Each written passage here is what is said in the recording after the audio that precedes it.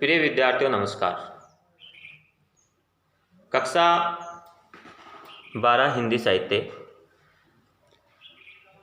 Corona काल में पढ़ाई नहीं चल रही है, विद्यालयों में कक्षाएं संचालित नहीं हो रही है।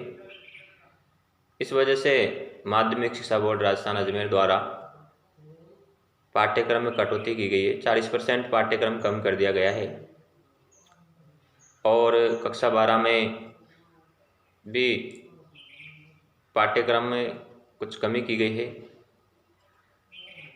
उनमें से काव्य शास्त्र 16 अंकों का आता है। काव्य शास्त्र में काव्य गुण, काव्य दोष, अलंकार, छंद ये पाठ्यक्रम निर्धारित था, लेकिन काव्य दोष को इस वर्ष हटा दिया गया है और अलंकार थे, उन अलंकारों में भी कमी की गई है, छंदों में भी कमी की गई है। तो इस वर्ष सत्र 2020-21 में जो परीक्षा आयोजित होगी, बोर्ड परीक्षा, जो काव्य शास्त्र से 16 अंकों के प्रश्न पूछे जाएंगे, उसकी हम यहाँ पर बात करें। हमने पिछले वीडियो में काव्य गुणों के बारे में चर्चा की थी, जो कि 2 अंक के थे। इस बार हम अलंकार पर चर्चा करेंगे। ये 8 अंक के परीक्षा में आएंगे, 2 प्रश्न होंगे 4-4 अंक के। तो आइए आज हम अलंकारों के बारे में जानकारी प्राप्त करते हैं, अलंकारों के बारे में पढ़ते हैं। सबसे पहले हम बात करते हैं अलंकार जो शब्द है, इसका अर्थ क्या है। अलंकार शब्द का अर्थ है आभूषण, और आभूषण का अर्थ है भूषित करने वाले या शोभा बढ़ाने वाले। सामान्य बोलचाल की भाषा में आभूषण को गहने भी कहा जाता है।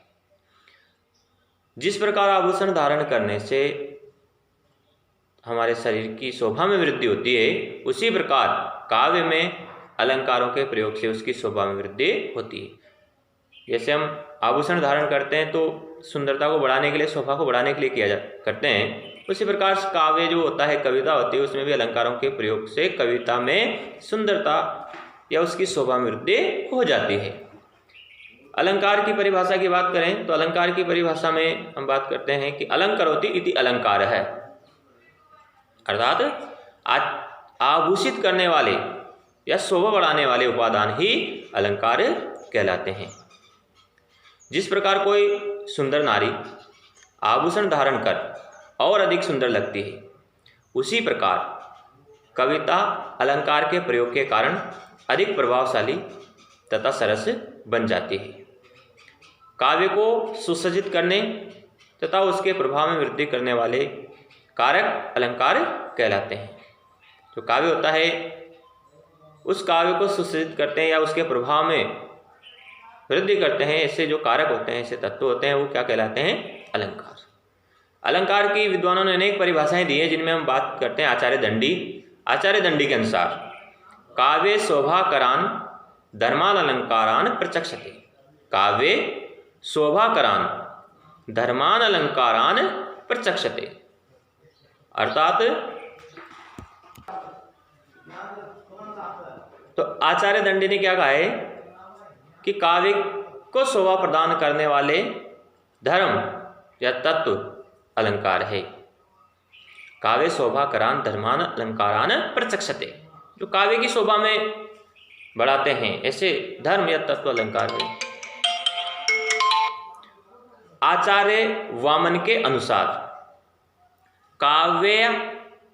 काव्या शोभाया कर्तारो धर्मा गुणाः। काव्या शोभाया कर्तारो धर्मा गुणाः, अर्थात वे गुण जो काव्य की शोभा को बढ़ाने वाले होते हैं अलंकार कहलाते हैं। वे गुण जो काव्य की शोभा को बढ़ाने वाले होते हैं अलंकार कहलाते हैं। तो इस प्रकार से विद्वानों ने अनेक परिभाषाएं दी है। तो हम कह सकते हैं कि काव्य जो होता है वो अलंकारों के प्रयोग से उसका महत्व बढ़ जाता है, उसकी शोभा में वृद्धि हो जाती है, उसकी सुंदरता बढ़ती है। अब हम यहाँ बात करेंगे का अलंकारों के प्रकार। अलंकार के 2 मुख्य भेद माने गए हैं, जिनमें पहला है शब्द अलंकार, दूसरा है अर्थ अलंकार। शब्द अलंकार काव्य में जहां चमत्कार शब्द में स्थित होता है, काव्य में जहां चमत्कार शब्द में स्थित होता है वहां शब्द अलंकार होता है। अनुप्रास, यमक, श्लेष, वक्रोक्ति आदि जो अलंकार होते हैं वो शब्द अलंकार में आते हैं। नंबर 2, अर्थ अलंकार। काव्य में जहां चमत्कार शब्द पर नहीं अर्थ पर निर्भर होता है वहां अर्थालंकार होता है। उपमा, उत्प्रेक्षा, विरोधाभास, काव्यलिंग आदि अर्थालंकार हैं।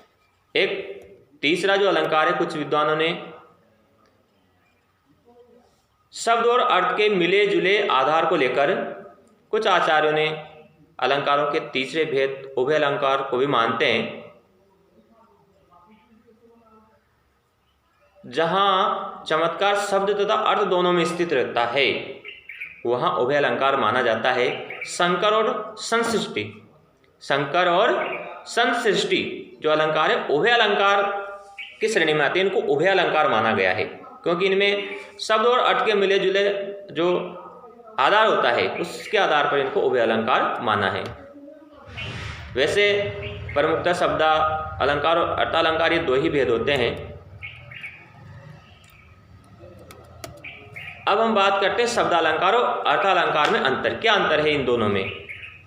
अर्थालंकार में वाक्य के शब्दों को बदलकर, अर्थालंकार में वाक्य के शब्दों को बदलकर पर्याय रख देने से अलंकार नष्ट नहीं होता। अर्थात जो वाक्य होता है उस वाक्य में कोई शब्द है,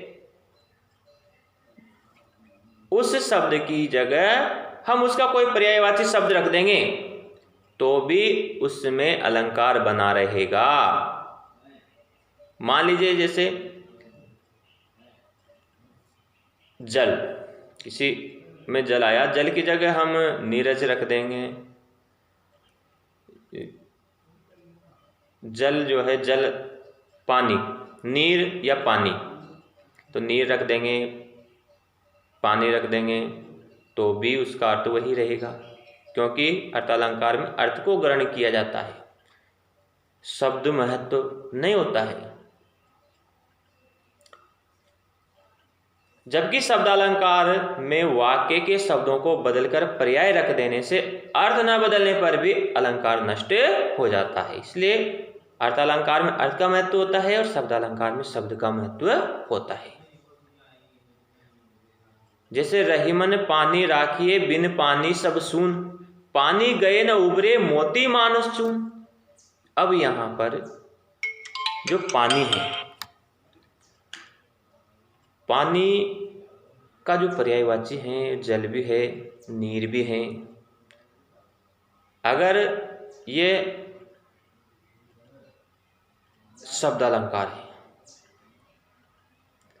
तो शब्दालंकार में अगर हम इसमें यहाँ बात करेंगे कि रहीमन जल राखे जल बिन सब सून, तो यहाँ अर्थ नष्ट हो जाएगा।